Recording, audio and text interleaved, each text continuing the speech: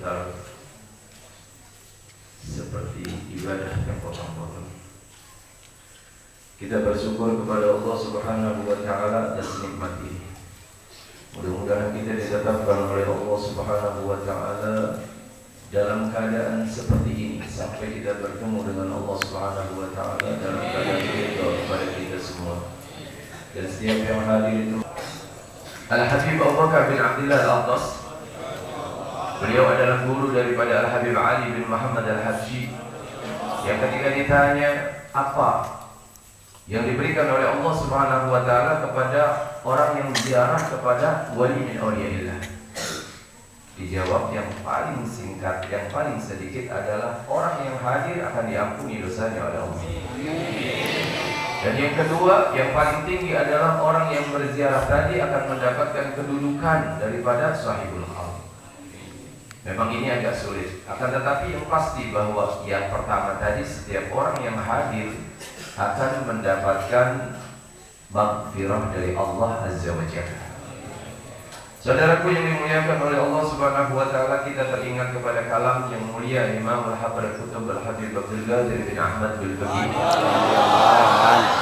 yang beliau katakan, aliku qulubakum billah wan nabi wa bisyekh wa bisalaf.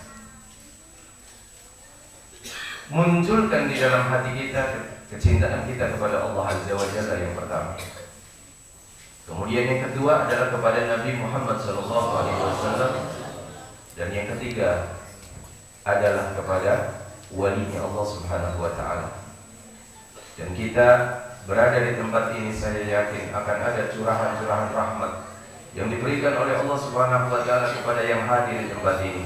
Dan tidak akan pulang orang-orang yang hadir di tempat ini kecuali akan membawa keberkahan yang banyak. Datang seseorang dari negara jauh kepada Al-Habib Ali bin Muhammad Al-Habsyi. Ketika ditanya Al-Habib Ali, kamu datang dari jauh untuk apa ke tempat ini?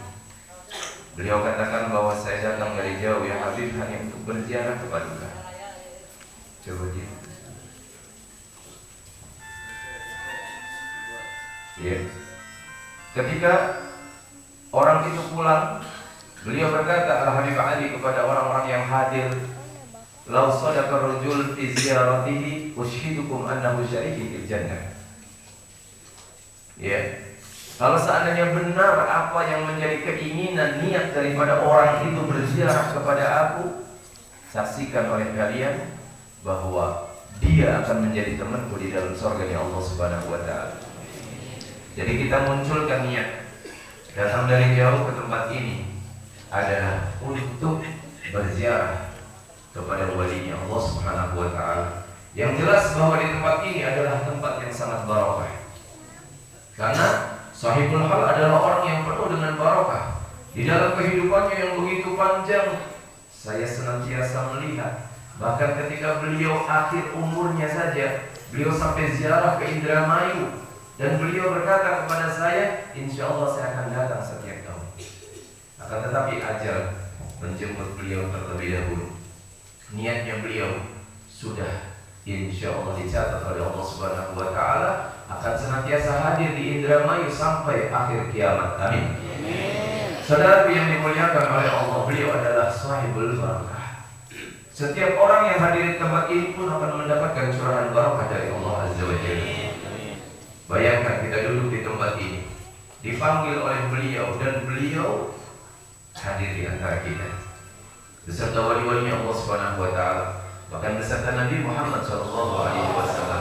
Karena tidak ada satu hal yang saya dengar daripada guru saya Al-Habib Abdul Rahman Ibn Samad Imam Al-Hafidh Al-Musnad Al-Qutub Dr. Habib Abdullah bin Abdul Qadir bin Ahmad Bil-Baqi, yang beliau katakan bahwa qaul adalah tempat rapatnya para walinya Allah, tempat berkumpulnya para walinya Allah Subhanahu wa Ta'ala.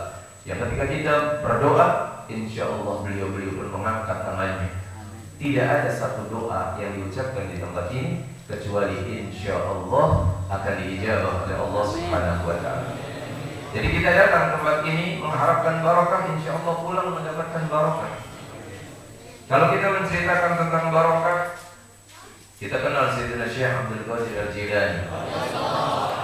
beliau mempunyai dua orang sahabat yang namanya Ibnu Saqqah sama Ibn Abi Asrun, di mana keduanya ini adalah seorang yang mempunyai kecerdasan.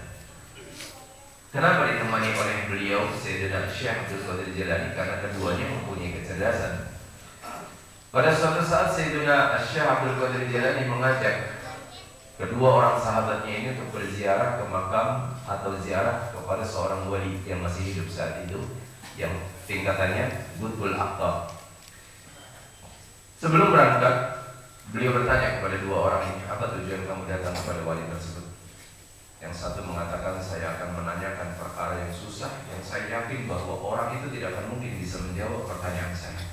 Begitupun yang kedua. Ketika keduanya bertanya kepada Kanjeng Syekh, apa yang kau inginkan? Saya tidak akan mengharapkan apa-apa kecuali mengharapkan barokah dari beliau. Subhanallah, ketika telah mengetuk pintu, dibuka agak lama. Biasa seorang walinya Allah Subhanahu wa ta'ala, ketika saya hidup dengan yang mulia, kadang-kadang ada orang yang berziarah ke yang mulia sama Imam Al-Hafidh Al-Musnid Al-Qutub Dr. Habibullah bin Abdul Qadir bin Ahmad bin Bagi. Tidak ditemui selama 3 hari, ada. Kadang-kadang baru datang ditemui, ada. Tergantung kepada hati orang tersebut. Kalau hatinya benar-benar mantap ingin bertemu, insya Allah begitu sampai akan dihadapi oleh beliau. Begitupun kita yang hadir di tempat ini, kalau seandainya hatinya tidak mantap kepada Sayyiduna Kiai Abu Yahya, insya Allah beliau akan menemui kita dengan secara terang-terangan. Amin ya rabbal alamin. Akhirnya beliau katakan bahwa saya mau berziarah itu hanya untuk mencari barokah. Ketika diketuk pintu agak lama keluar, akhirnya beliau keluar. Ketika keluar, subhanallah, langsung saja beliau berkata kepada Ibnu Saqqah, kamu datang ke tempat ini menanyakan sesuatu dan jawabannya ada di dalam kitab ini, semuanya lengkap. Keluar kamu dari tempat ini karena saya melihat ada api kekafiran di dalam tubuhmu. Subhanallah. Karena suudzon kepada wali, mengecek di dalam ziarahnya bukan tujuan mencari barokah. Begitupun kepada Sayyiduna, kepada Abi Asrun.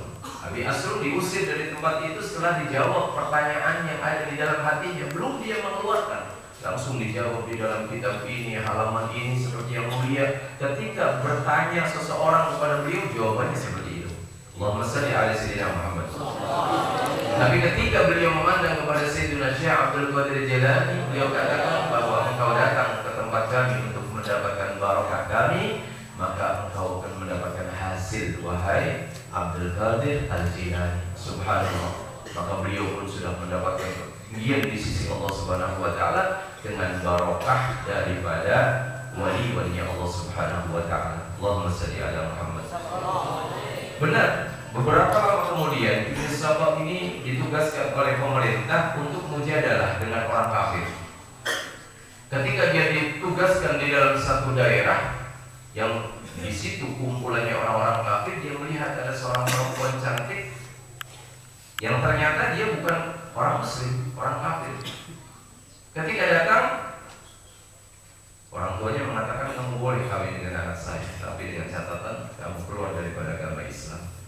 Karena dapat doa daripada wali tersebut, subhanallah, dia mengikuti apa yang diinginkan si bapak perempuan tadi, keluar daripada agama Islam dan meninggal dalam keadaan su'ul khatimah. Ini semua dilakukan karena tidak ada adab, tidak ada akhlak kepada para wali-wali Allah Subhanahu wa ta'ala. Orang yang tidak punya adab kepada para wali Allah Subhanahu wa ta'ala ditetapkan, kata Allah Subhanahu wa ta'ala, dicabut imannya oleh Allah Subhanahu wa ta'ala. Na'udzubillahi min. Jadi kita harus husnuzan. Ya, harus husnuzan. Karena Nabi sallallahu alaihi wasallam mengatakan, "Khaslatan laisa fawqahu ma syai' min al-khair, husnuzan billah wa husnuzan bi ibadillah." Dua perkara yang tidak ada lebih daripada dua perkara tersebut adalah husnuzan kepada Allah, dan yang kedua adalah husnuzan kepada hamba Allah. Apalagi beliau adalah seorang wali min auliyaillah, yang ketika kita husnuzan itu adalah harga daripada manat yang turun. Husnuzan kita kepada seorang wali adalah harga daripada apa yang diturunkan oleh Allah Subhanahu wa ta'ala kepada hati kita. Semakin banyak husnuzannya kita kepada wali, maka semakin banyak curahan rahmat kepada kita yang diberikan oleh Allah Subhanahu wa ta'ala. Pada saat ini adalah satu keberuntungan kita berada di hadapan wali. Setidak-tidaknya beliau mendoakan mudah-mudahan di dalam bulan sekarang, bulan kemarin, dan insya Allah bulan yang akan datang pun kita disampaikan. Karena doa-doa daripada walinya Allah yang diajarkan kepada Sayyidina Muhammad, Allahumma barik lana fi Rajab wa Sya'ban wa balighna. Kita berdoa pun di hadapan beliau, insya Allah doa-doa kita akan diterima oleh Allah. Allahumma barik lana fi Rajab wa Sya'ban wa balighna Ramadan. Allahumma barik lana fi Rajab wa Sya'ban wa balighna Ramadan. Allahumma barik lana fi Rajab wa Sya'ban wa balighna. Mudah-mudahan bulan yang kemarin kita diberkahi oleh Allah, bulan sekarang kita diberkahi oleh Allah, dan masuknya bulan Ramadan kita dalam keadaan hati bergembira. Amin ya rabbal alamin. Ini doa yang kita ucapkan, dan insya Allah doa-doa kita akan diamini oleh para wali-wali Allah Subhanahu wa Ta'ala yang berada di tempat ini. Amin ya rabbal alamin. Keluarga daripada Abu Yahya mengadakan acara hal tersebut jelas. Yang pertama, Buya Anom adalah seseorang yang sangat berbakti kepada orang tuanya, dan ini diajarkan oleh agama dengan sebenarnya. Bahkan 4 kelompok kata para ulama yang tidak akan mendapatkan ampunan Allah Subhanahu wa Ta'ala di dalam bulan Ramadan. 4 kelompok. Padahal kita tahu bulan Ramadan adalah bulan ampunan Allah Subhanahu wa Ta'ala. Akan tetapi kelompok 4 ini adalah orang yang tidak mendapatkan sama sekali maghfirah Allah. Yang pertama adalah al-aq liwalidayhi, kelompok orang yang durhaka kepada orang tuanya. Maka saya menganjurkan atas nama beliau kepada siapapun yang ada di tempat ini yang mungkin ada masalah dengan keluarga, masalah dengan orang tua terutama ibu, datangi sebelum masuknya Ramadan. Minta maaf, sujud di hadapannya, baik yang masih ada ataupun yang sudah meninggal dunia. Sebab Anda beribadah apapun kalau tidak ada mendapatkan ridho daripada orang tua, tidak akan mungkin diterima oleh Allah Subhanahu wa Ta'ala. Ridho Allah fi ridha wa sakhtullah fi sakhtih. Keridhaan Allah Subhanahu wa Ta'ala itu Masya Allah.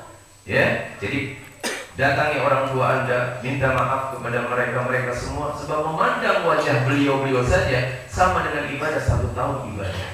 Memandang saja wajahnya, ya, itu melebihi daripada memandang Ka'bah.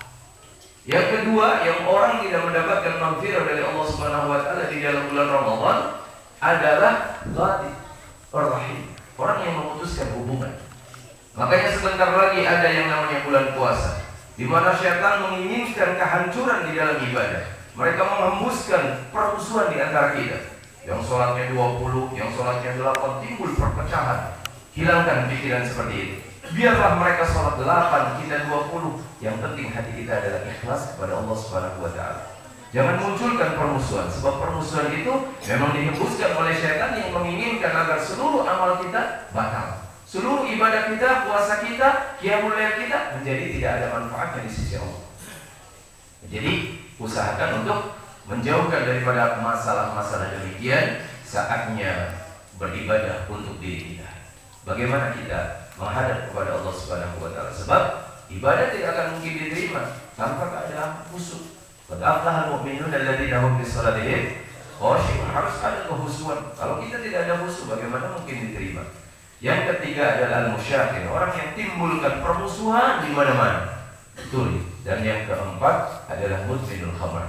Alhamdulillah, Abu Yahya punya murid, punya keluarga, semuanya adalah orang-orang yang penuh dengan barakah, yang semuanya insya Allah sudah dijauhi daripada kelompok-kelompok orang yang setidak-tidaknya jauh daripada maghfirah Allah Subhanahu wa Ta'ala. Amin ya rabbal alamin. Kita berharap di dalam pertemuan ini mudah-mudahan Allah Subhanahu wa Ta'ala mengampuni dosa-dosa kita. Amin. Allah Subhanahu wa Ta'ala menetapkan kita menjadi kelompok orang yang mendapatkan syafaat daripada Rasulullah SAW dan syafaat wali-wali Allah Subhanahu wa Ta'ala. Dan tidak ada satu orang pun yang hadir di tempat ini yang mempunyai masalah apapun, mudah-mudahan digampangkan oleh Allah Subhanahu wa Ta'ala. Keluar dari tempat ini segala urusannya sudah dimudahkan oleh Allah Subhanahu